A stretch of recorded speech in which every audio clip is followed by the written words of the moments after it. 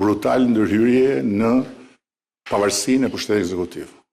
Kështu e konsideroi kryeministri Edi Rama vendimin e gjykatës së posaçme për pezullimin nga detyrat të zëvendës kryeministres dhe ministres së energjisë dhe infrastrukturës Belinda Balluku. Ai e cilësoi vendimin të pashembull që do të apelohet nga qeveria te gjykata kushtetuese. Ka ndodhur kurrë që një prokuror dhe një gjykatës të mblidhen kokë në kokë dhe të pezullojnë nga detyra një antar i qeveria.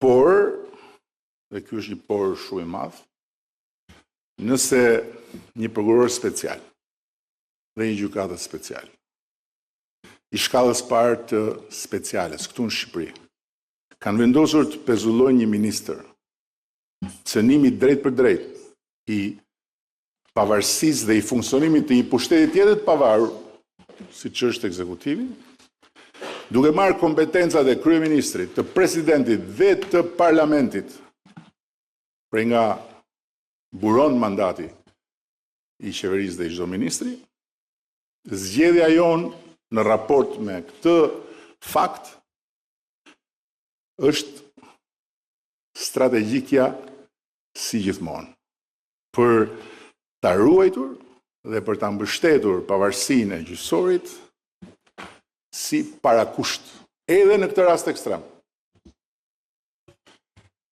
E thënë drejt për drejt, ne nuk mund t'i përgjigjemi një arbitrariteti të këtyre përmasave me asnjë lloj arbitrariteti. Kryeministri sqaroi se nuk ka ndërmend që të zëvendësoj Belinda Ballukun, të paktën një derisa të dalë një vendim nga gjykata kushtetuese.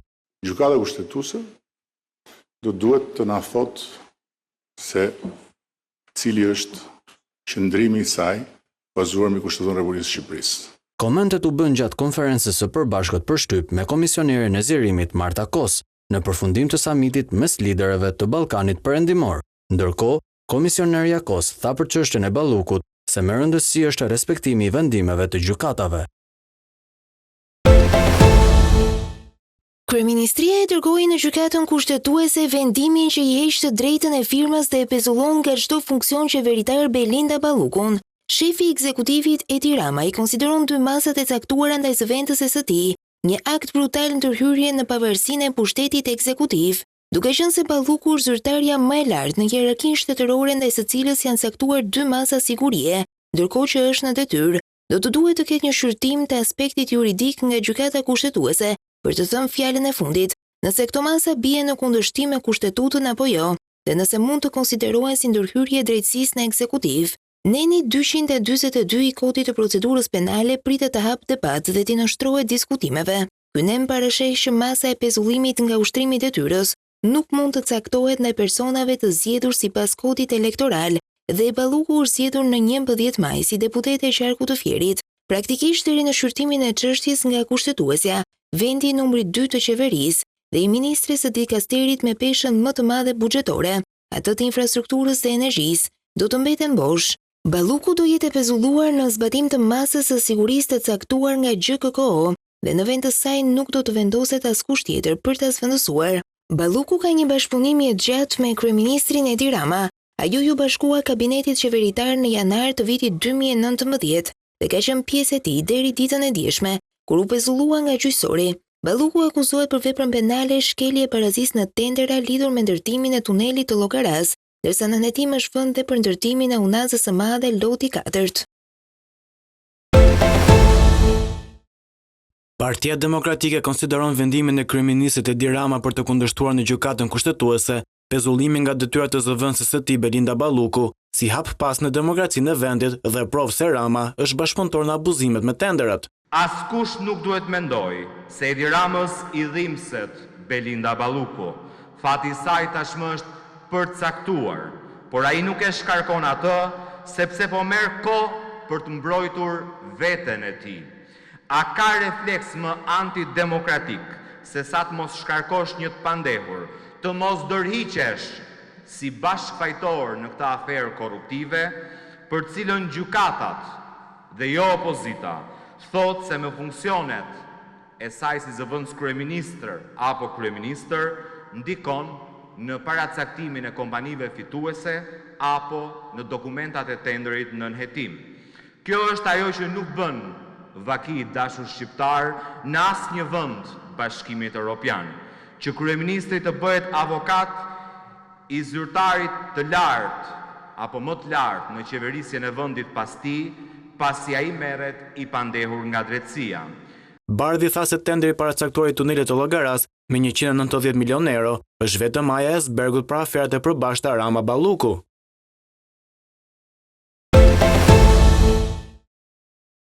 Gjykata e posaçme ka çmuar se zëvendës kryeministrja Belinda Balluku dhe dy vartësit e saj nën akuzë për shkelje të barazisë në tendera rrezikojnë të prishin provat, të arratisen ose të kryejnë sërish të njëjtën vepër penale për të cilën dyshohen. Ky ka qenë arsyetimi i dhënë nga gjyqtari Erion Çela për masën e sigurisë pezullim nga detyra dhe ndalimi i daljes jashtë vendit për Belinda Ballukun dhe arrest shtëpie për drejtorin e autoritetit rrugor shqiptar Gentian Gjyli dhe drejtorit të korporatës elektroenergjetike shqiptare Eral Delezi. Gjykata e posaçme thotë se rreziku që të kryejnë të njëjtën vepër lidhet me funksionet e tyre dhe fakti që menaxhojnë vazhdimisht fondet publike për investime të parashikuara nga institucionet që drejtojnë. Gjykata vlerëson gjithashtu se ekziston edhe rreziku i arratisjes, nisur nga marzhi i dënimit që parashikon legjislacioni për veprën penale që akuzohen, e kryer në bashkëpunim në të paktën 2 raste. Po për shkak të detyrës që ushtrojnë, gjykata vlerëson se ekziston edhe rreziku që të ndërhyjnë dhe të prishin provat, një pjesë të cilave ndodhen në dokumentacionet e institucioneve që drejtojnë. Zëvendës kryeministra e pezulluar tashmë, Belinda Balluku dhe drejtorët në varësi të saj, akuzohen për shkelje të barazisë në tendera për tenderin e tunelit të Llogaras me vlerë 180 milionë euro dhe atë për lotin e 4 të Unazës së Madhe me vlerë 20 milionë euro. Paraditën e së shtunës, gjykata e posaçme ka thirrur mbajtjen e seancës së vlerësimit të masave të sigurisë ndaj zëvendës kryeministres Belinda Balluku dhe drejtorëve vartës së saj, Gentian Gjyli dhe Eral Delezi, që të tretë akuzuar për shkelje të barazisë në tendera. Seanca është thirrur në orën 9, ku gjykata do të vlerësojë masat e pezullimit dhe të ndalimit të daljes nga vendi për zëvendës kryeministren dhe ato të arrestit shtëpiak ndaj 2 drejtorëve të ARSH dhe të Kesh. Ndërkohë hetimet për këtë çështje janë zgjeruar, ku paralelisht me këto masa, gjykata e posaçme ka firmosur edhe 28 urdhra kontrolli në përbanesa dhe adresa të tjera si dhe sekuestrime pajisjesh telefonike, përfshirë celular, laptop dhe dokumente administrative. Kërkesat për kontrolle dhe sekuestrime janë depozituar nga prokuroria e posaçme që shpreson përmes tyre të sigurojë prova të tjera të nevojshme për hetimin. Aktualisht, SPAK ka marrë të pandehur Ballukun dhe vartësit e saj për tenderin 180 milion euro të ndërtimit të tunelit Llogaras dhe tenderin me vlerë 20 milion euro për ndërtimin e lotit 4 të Unazës së Madhe në Tiranë.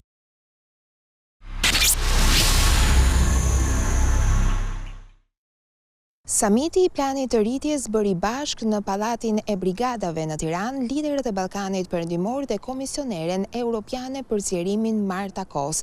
Në fjalën e tij, i zoti i shtëpisë Edi Rama u shpreh se Ballkani Perëndimor nuk po kërkon lëmosh, por po punon për të përmbushur reformat dhe për të përfituar nga plani ambicioz i Bashkimit Evropian për të shpërndar 6 miliard euro në formë grantesh dhe kredish për të gjitha ato vendet Ballkanit Perëndimor që përmbushin reformat e duhura. Ne nuk po lutemi për të hyrë në BE, nuk po kërkojmë lëmosh, po provojmë çdo ditë se jemi gjithmonë më gati. Ne thjesht nuk po flasim, po japim rezultate. Dhe më lini që ta them në mënyrë më të drejtë për drejtë sa i takon pjesës së konvergjencës. Në konvergjencën e Ballkanit Perëndimor, Europa bëhet më e fortë. Nëse Ballkani Perëndimor është stagnacion, atëherë Europa bëhet më e dobët. Nuk ka varianti i një Europe më të fortë me një rajon të dobët ballkanik në mes të saj. Komisionerja Europiane për zgjerimin Marta Kos inkurajoi vendet e Ballkanit Perëndimor duke u thënë se shtëpia e tyre është Europa dhe sot më shumë se kur për sigurinë Europa ka hapur dyert për vendet e Ballkanit Perëndimor. Në ndërkohë u ndalet tek detajet sa i takon planit të rritjes dhe ecurisë së tij 2 vite pasi ka hyrë në fuqi. Kemi mjaft për të festuar, por në të njëjtën kohë duhet të jemi të sinqertë. 2 nga 6 vendet e rajonit ende nuk kanë filluar të miratojnë reformat apo zbatimin. 2 performuesit më të mirë kanë miratuar rreth 50% të reformave të dakordsuara dhe këtu ne shikojmë një lidhje shumë të mirë nëpërmjet avancimit në procesin antarësimit dhe reformave, ndërsa për sa u përket fondeve të dispursuara, jemi ende në 90% të shumës totale, dhe 400 milion euro nga një paketë prej 6 miliard eurosh që janë lënë më njanë për rajonin, pra ne mund të bëjmë më shumë dhe duhet të bëjmë më shumë të gjithë së bashku. Pas notës pozitive që Komisionerja Europiane për zgjerimin Marta Kosi vendosi zgjedhjeve në Shqipëri, ka reaguar kryetari i grupit parlamentar të Partisë Demokratike Gazmend Bardhi, duke konsideruar një deklaratë të turshme. Ai akuzoi komisioneren Kos se është ndëruar në zëdhënësen e Edi Ramës. Qytetarët shqiptarë presin nga zyrtarët e Brukselit që të bëhen zëdhënës të standardeve dhe vlerave europiane.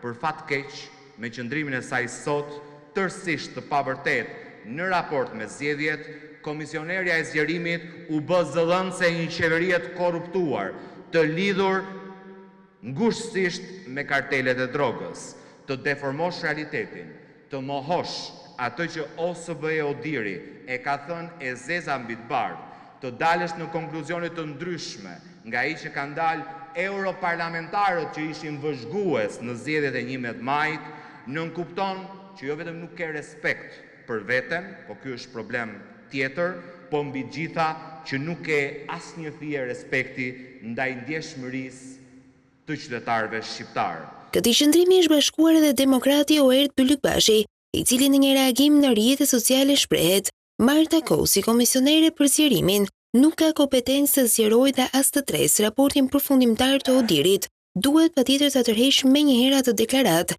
Herë tjetër mjafton vetëm të citoj raportin e Odirit, shkruan Bylykbashi.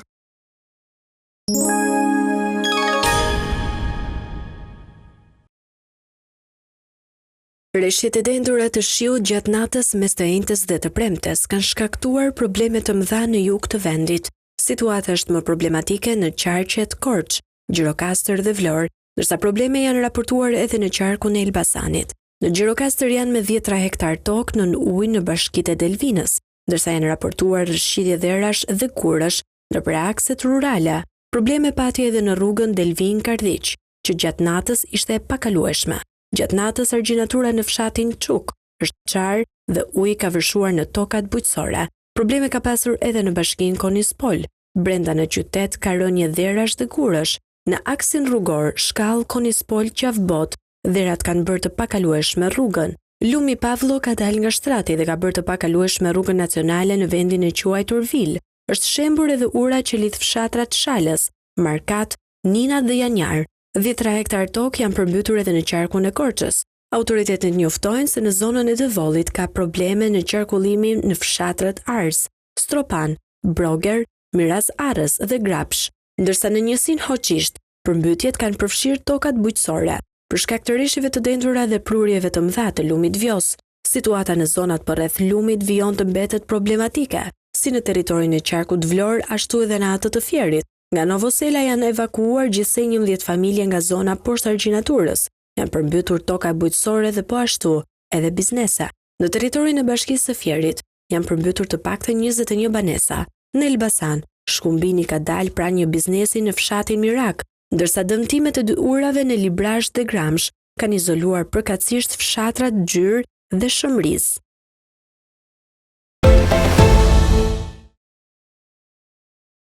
Rreshjet e dendura të ditëve të fundit kanë sjellë një përmirësim të ndjeshëm në rezervat hidrike në kaskadën e Drinit, duke ndryshuar ndjeshëm situatën e krijuar nga thatësirat e zgjatura.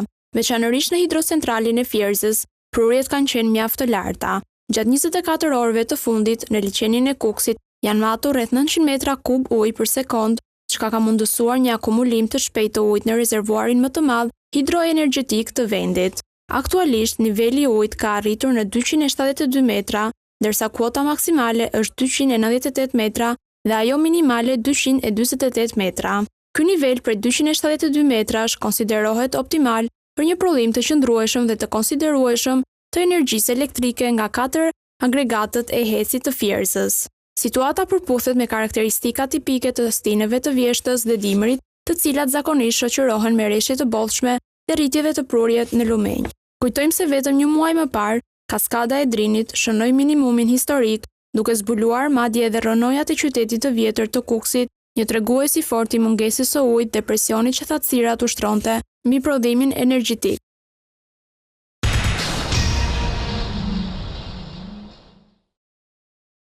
Gjykata e posaçme ka dënuar me 161 vjet e 6 muaj burg 13 të pandehurit e dosjes Flak në det, që akuzohen për trafikim të lëndëve narkotike në formën e veçantë të bashkëpunimit atë të grupit të strukturuar kriminal. Shumica prej të pandehurve janë dënuar me nga 12 vite burg secili, që u zbret me 1/3 në vendimin përfundimtar për shkak të gjykimit të shkurtuar në një total prej 146 vitesh. Prokurori Sotir Klapi kishte kërkuar 168 vite heqje lirie për 13 anëtarët e grupit që drejtohen nga Gëzim Çela dhe Arlind Ismail Lukaj, që u dënuan përkatësisht me 15 dhe 14 vite burg, ndërsa u evidentua dhe bashkëpunimi i segmenteve drejtuese të policisë së shtetit që çoi në pranga Dritan Metajn, ish shefin e komisariatit të Kurbinit.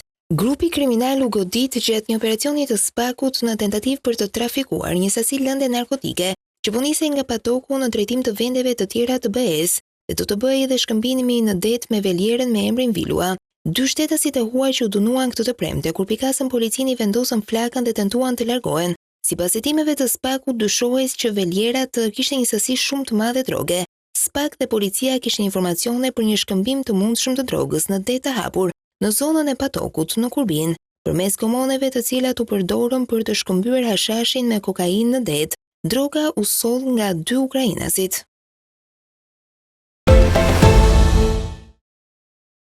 GKKO ka vendosur pezullimin e afateve të paraburgimit për Flauren Dervishaj dhe Julian Meçaj, të dy të akuzuar në lidhje me atentatin e 1 nëntorit 2019 në mbikalimin e Shkozetit ndaj ish prokurorit Arjan Doja. Vendimi është i ankueshëm, ndërsa seanca u shtyr për datën 5 dhjetor.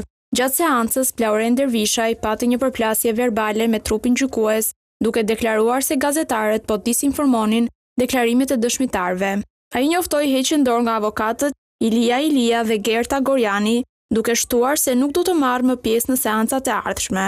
Pas kësaj deklarate, Dervishaj u largua nga salla. Përpara se avokatët e tij të largoheshin nga salla, kërkuan që media të përjashtohej nga salla. Prokurori Adnan Zholi u shpreh se e drejta e të pandehurit për të marrë pjesë ose jo pjesë në seancë respektohet, por nuk mbështeti largimin e avokatëve. Nga ana tjetër, avokati Yusuf Shehu kërkoi që pezullimi i afateve të paraburgimit të mos aplikohet në mënyrë të njëjtë për të dy të pandehurit. Dervishaj dhe Meçaj janë në hetim për atentatin e 1 nëntorit 2019, gjatë të cilit u qellua me breshëri automatiku ndaj automjetit të ish prokurorit Arjan Doja pranë mbikalimit të Shkozetit. Si pasojë mbeti i vrar Andi Maloku, shoferi prokurorit, ndërsa vetë Doja dhe Aleksandr Laho, i njohur si Rumi i Shijakut, mbetën të plagosur. Aldo Avdylit i është komunikuar këtë të premte mbyllja e hetimeve për dosjen revanshi dhe materialet tashmë pritet i kalojnë GKKO-s me kërkesën për gjykim. Ndërkohë që prej korrikut të këtij viti, GKKO ka kaluar për gjykim dosjen revanshi, ku të pandehur janë marrë 14 persona të akuzuar për një sër veprash të rënda penale, por për Aldo Avdylin, për shkak të arrestimit të mëvonshëm, gjykimi pritet të bëhet veç. Prokuroria e posaçme thotë se për të ekzekutuar Durim Bamin, një të shumë kërkuar tashmë për drejtësinë për llogaritë Arben Nokës, që akuzonte për vrasjen e të vëllait, bashkëpunuan disa persona mes të cilëve antar të familjes Avdyli dhe Ervis Martinaj. Avdyli ka mas siguri arrest në burg, edhe për vrasjen e Edmir Bregut më 21 janar të vitit 2021 në Durrës. Sipas SPAK, Avdyli ishte drejtues dhe koordinatori i grupit kriminal. Ndihmës në krim ishte Enea Kume, ndërsa ekzekutor Alfred Doka. Vrasja e Bregut, thot organi akuzës, u krye me porosi të Astrit Avdylit në shenjë hakmarrje, pasi më herët viktima kishte tentuar të vriste nipin e tij, Aldo Avdylin. Në lidhje me këtë çështje, Aldo Avdyli akuzohet për vrasje me paramendim, kryer për hakmarrje, kryerje të veprave nga organizata kriminale dhe grupi strukturuar kriminal.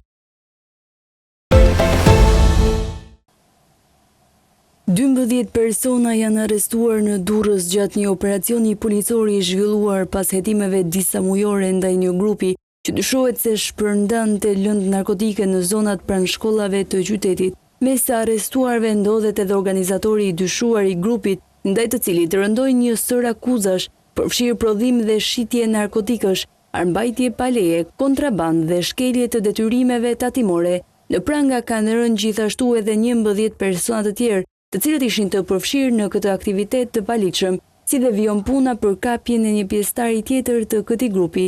Nga hetimet dhe provat e siguruara rezulton se këta persona Në bashkëpunim me njëri tjetrin, ushtronin aktivitetin e palitshëm të shpërndarjes dhe shitjes së lëndëve narkotike në afërsi apo pranë gjimnazeve të qytetit të Durrësit. Gjatë kontrolleve, policia sekuestroi 180 doza kokainë, 620 doza kanabis, 2 peshore elektronike, 16 telefona celular, 3 armë të ftohta, një përforcues grushti si dhe fishek luftarak. Operacioni është zhvilluar nga seksioni për hetimin e narkotikëve në bashkëpunim me prokurorinë e Durrësit dhe me mbështetjen e forcave shqiponja.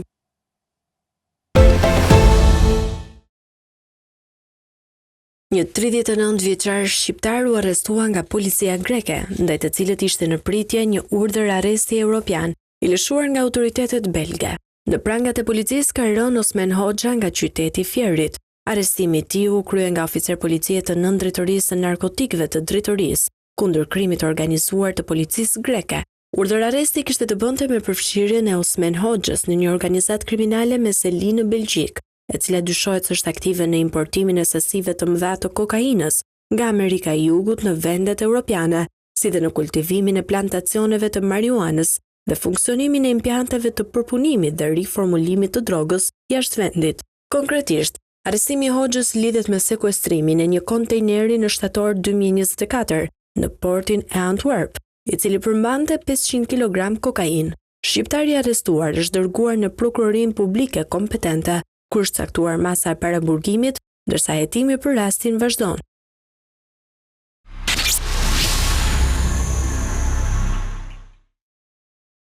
Presidenti i Serbisë Aleksandar Vučić është akuzuar si i përfshirë në çështjen e ashtu quajtur safari snajperësh në Sarajev gjatë luftës së Bosnjës, ku të huaj dyshohet se u paguan me shuma të mëdha parash për të qelluar ndaj civilëve. Sipas The Telegraph, Aleksandar Vučić dyshohet se ka qenë i pranishëm në një nga pozicionet ushtarake mbi qytet, nga ku thuhet të huajt kanë paguar për të qelluar mbi banorët e tij gjatë rrethimit nga viti 1992 deri në vitin 1996. Prestigjozja britanike shkruan se janë publikuar pamje ku tregohet një djalë i ri i cili udhëton me një automjet, ku në bagazh kishte një kafk njeriu me përkrenare blu paqëruetese të Kombeve të Bashkuara. Pretendimet kundër Vučić, të cilat ai ka mohuar me forcë, janë bërë nga Domagoj Margetić, një gazetar investigativ kroat. Ai ka paraqitur një ankesë kundër presidentit te prokurorët italian, të cilët tashmë po hetojnë akuzat se italianët, rusët dhe amerikanët morën pjesë në safari snajperësh gjatë konfliktit. The Telegraph shkruan se gazetari kroat solli pamje video nga viti 1993, të cilat sipas tij tregonin Vučić duke mbajtur një pushk.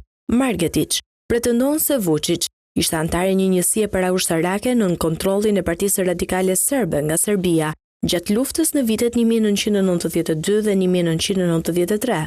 Njësia sipas tij ishte stacionuar në varrezat hebraike në Sarajev, vendi i cili u përdor si pozicion snajperi nga forcat serbe. Gjatë rrethimit të Sarajevës, sipas The Telegraph, më shumë se 10.000 civil u vran nga shtetas të huaj, të cilët ishin paguar për të qelluar drejt civilëve, kundrejt një shpërblimi të vënë mbi gratë, fëmijët dhe burrat me uniformë.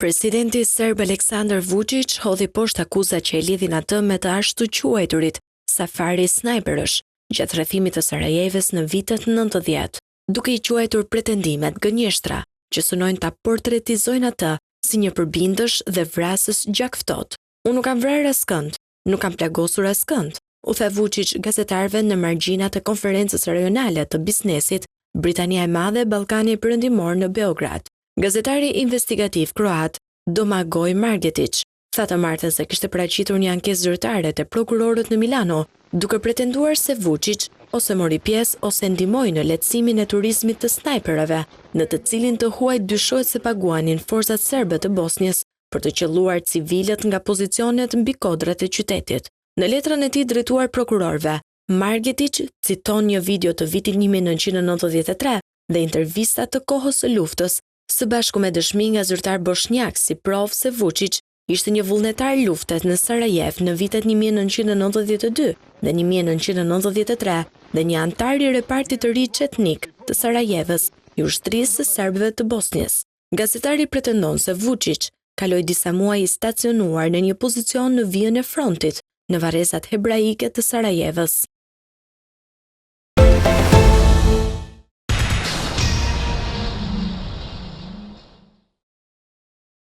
Administrata e presidentit amerikan Donald Trump i ka sinjalizuar Ukrainës se duhet të pranojë planin e fundit të paqes të hartuar nga Washingtoni për t'i dhënë fund konfliktit me Rusinë, raportoi Reuters, duke cituar burime anonime.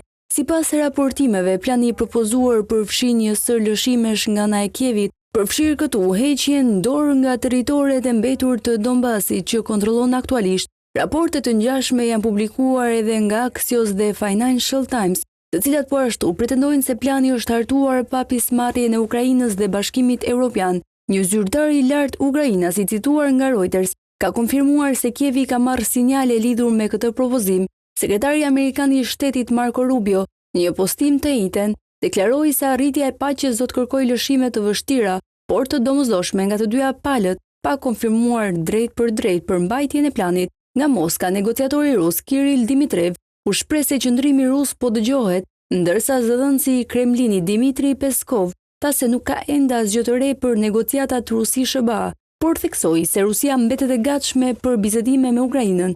Ndërkohë, Bashkimi Evropian reagoi kundër qasjes së njëanshme të Washingtonit, duke theksuar se propozimi i një paqes duhet të pasqyrojë qëndrimet si të Brukselit, ashtu edhe të Kievit. Presidenti i Ukrainës Volodymyr Zelensky është shprehur se është i gatshëm për një dialog konstruktiv me SBA-n mbi planin e paqes në Ukrainë për t'i dhënë fund luftës. Por ai theksoi se Ukraina ka nevojë për një paqe të denjë dhe se dinjiteti i popullit ukrainas duhet të respektohet. Sipas planit të publikuar, Kievi do të lëshonte zona të rëndësishme të rajonit të Donetskut në Ukrainën lindore që ende i kontrollon, do të zvoglonte madhështinë e ushtrisë së saj dhe do të zotojë të mos i bashkohej NATO-s. Propozimi që më parë i kishte përjashtuar. Shtëpia e Bardhë ka reaguar duke hedhur poshtë pretendimet se Ukraina nuk ishte e përfshirë në hartimin e planit. Drafti i publikuar propozon kufizimin e ushtrisë ukrainase në 600.000 personel, me avion luftarak evropian të stacionuar në Poloninë fqinje. Kievi do të merrte garanci të besueshme sigurie, megjithëse detajet nuk jepen. Pritet që Rusia të mos pushtojë fqinjet e saj dhe se NATO nuk do të zgjerohet më tej. Po ashtu, sipas draftit, sugjerohet që Rusia do të riintegrohet në ekonominë globale nëpërmjet heqjes së sanksioneve dhe duke e ftuar Rusinë të ribashkohet me grupin G7 të vendeve më të fuqishme në botë, duke e bërë atë përsëri G8. Zelensky tha se do të flasë me Trumpin në ditët në vijim rreth propozimeve, të cilat përfshin gjithashtu plane që Ukraina të heqë dorë nga shumë prej armëve të saj.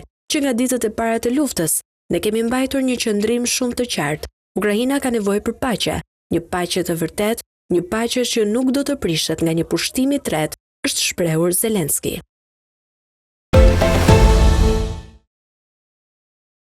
Shërbimet sekrete ruse pretendojnë se kanë zbardhur plotësisht qëllimin e shërbimeve sekrete ukrainase, ndihmuar nga ato britanike për rrëmbimin e një avioni MiG-31. Moska tha më 11 nëntor se kishte ndaluar përpjekjen, sipas të cilës një pilot rus të MiG-31 i ishte ofruar $3 milion në këmbim të dorëzimit të avionit në një nga portet ukrainase. 10 ditë më vonë, Rusia thot se plani i Ukrainas ishte që avioni të përdorej më pas për të sulmuar një bazë të NATO-s në Rumani në përpjekje për të nxitur luftën drejt për drejt mes aleancës ushtarake perëndimore dhe Rusisë. Shërbimi sekret rus, FSB, tha se kjo nuk është hera e parë që inteligjenca ushtarake ukrainase synon në misione sekrete të saj që të tërheqë në luftë edhe NATO-n. Për të provuar këtë pretendim, rusët kanë publikuar dëshminë e një piloti tjetër, MiG-31, që tha se një vit më parë e kishin kontaktuar dhe premtuar $3 milion dhe një pasaport britanike në këmbim të fluturimit të avionit në hapësirën ajrore rumune dhe vëzhgimit të bazës së NATO-s në Konstancë.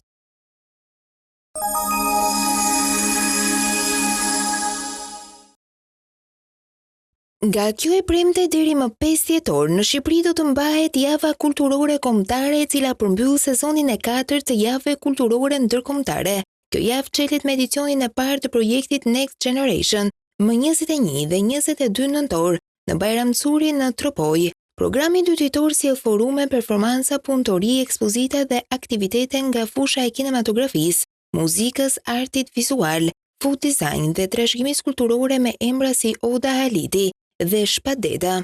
Eventet vijojnë me shfaqje në Teatrin Metropol në Tiranë, ekspozitën nga lufta në liri, çlirimi i Kosovës në dokumente, kujtime dhe media, Në Gjirokastër do të mbahet ekspozita prezantimi restaurimit të aseteve të trashëgimisë kulturore në rajonin e Prizrenit dhe Gjilanit, ndërsa më 22 nëntor në Teatrin Kombëtar të Operës dhe Baletit do të mbahet koncerti Zëri i shpirtit tim. Shfaqjet vijojnë në Arkivin Qendror Shtetëror të Filmit, Teatrin Kombëtar të Operës dhe Baletit dhe në fund të muajit edhe në Vlorë, ku kulmojnë me aktivitetin Shqipëria Feston. Do të ketë edhe një koncert festiv me këngë valle tradicionale nga ansambli këngëve dhe valleve i Shqipërisë dhe ai i Kosovës. Java kulturore kombëtare mbyllet më 5 dhjetor me koncertin e grupit vokal Sanat.